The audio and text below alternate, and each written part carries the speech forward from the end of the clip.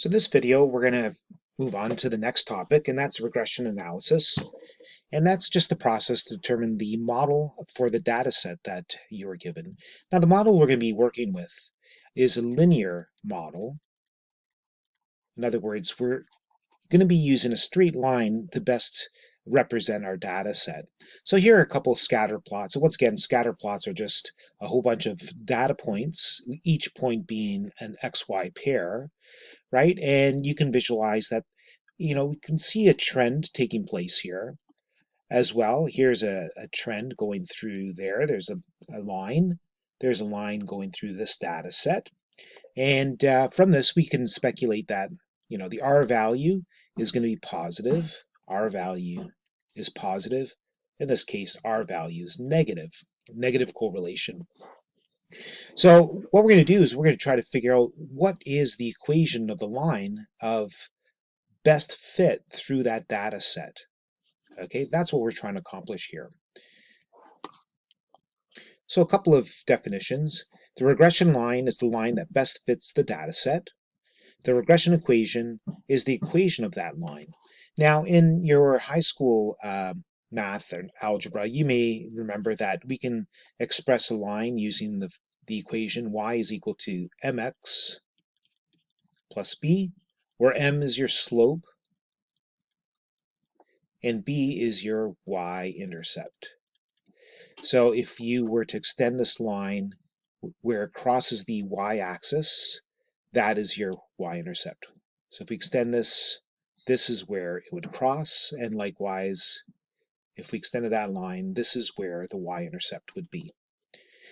Now, if there seems to be a relationship between the two variables, then a linear equation can be determined. And now, how do we know if there's a relationship between the two variables? This depends on our R value and how strong that R value is. The closer is the 1 or minus 1, we know that the stronger the relationship is between our x and y values.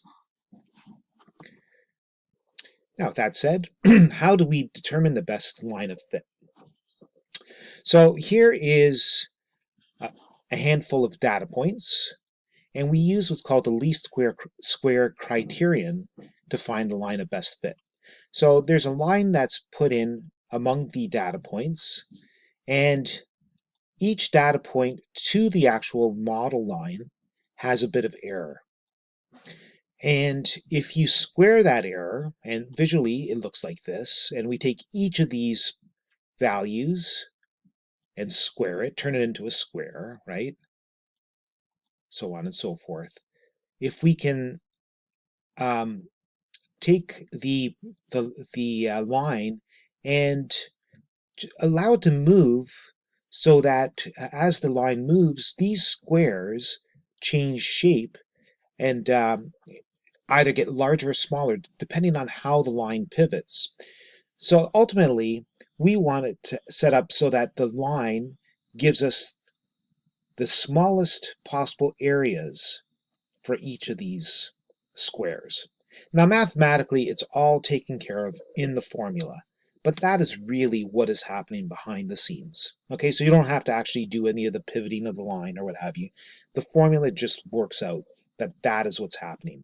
As this line moves, for instance, if this moves up a little bit, this square gets smaller, but this square would actually increase depending on where it pivots as well. So it is a combination of all those different squares having the smallest possible area.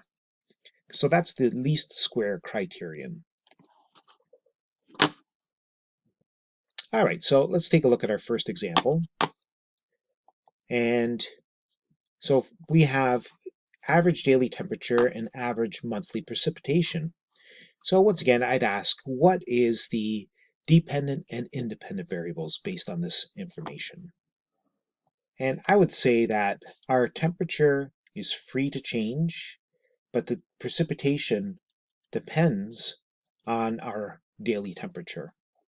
All right, so our independent variable is temperature and dependent is precipitation. Now, I want you to determine linear regression equation, but in order for us to do that, to use the formula, we're going to fill in this chart once again. Okay, so it's the x, y, x squared, y squared, and xy values. So we're going to put these into our table, and let me bring this out a little bit so I can see all the numbers. And I'm going to ask you pause the video and fill in the table and compare notes. So I got the following values, and I'm going to find the totals. So this is my table all complete. Okay, so once again, in a test situation, I might ask you to do this long form, and you should know how to interpret what the different columns represent and what the sum of those columns are. Now, to find the slope of our equation, instead of, as I'd mentioned, y is equal to mx plus b, we're going to call m the slope, a, and b is going to be the same. It's going to be the y-intercept. Now, in order for us to find the slope, we're going to use this formula. And so let's put this all together. In this case, n is the number of data points we have. We have 1, 2, 3, 4, 5, 6, 7, 8 data points, or data pairs. And we're going to multiply that by 524.5. And then from that, we're going to subtract the sum of the x's times the sum of the y's. Okay, and that's all going to be over n equal 8 data pairs times the sum of the x quantity squared, 5450, minus the sum of the x's, 206 squared, quantity squared. So this gives us the following. Now, just to save time, I did the full calculation. And once again, if I ask you to use the formula, I do expect you to show me the detail.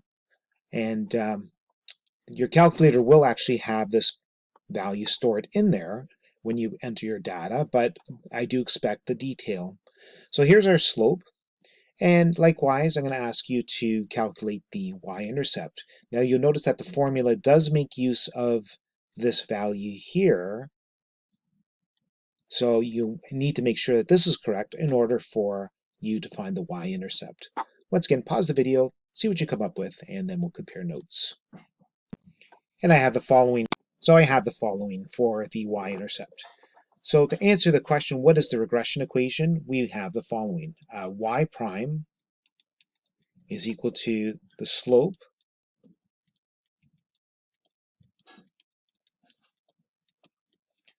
times the x value, x prime, minus 4.33161512. So there's the equation of the line of best fit through our data points.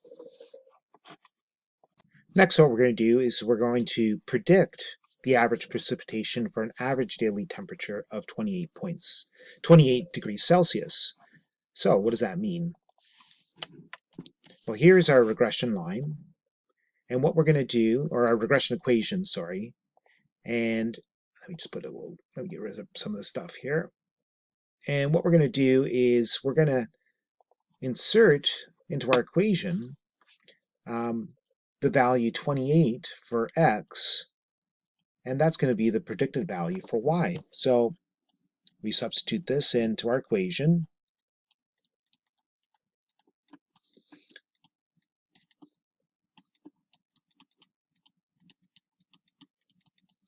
And when we do the math, we get the following. And there we go. So we expect then, when the temperature is 28 degrees Celsius, the average precipitation is going to be 2.9 centimeters per month. Now, I just realized that I use centimeters, 2.9 units, because the average precipitation wasn't specified, so it's going to be 2.9 units, whatever those units happen to be. I'm assuming that they're centimeters. It could be inches, so just make sure that you use the proper units to answer the question. Now, with that said, in the next video, I'm going to show you how we can do all of this using our calculator.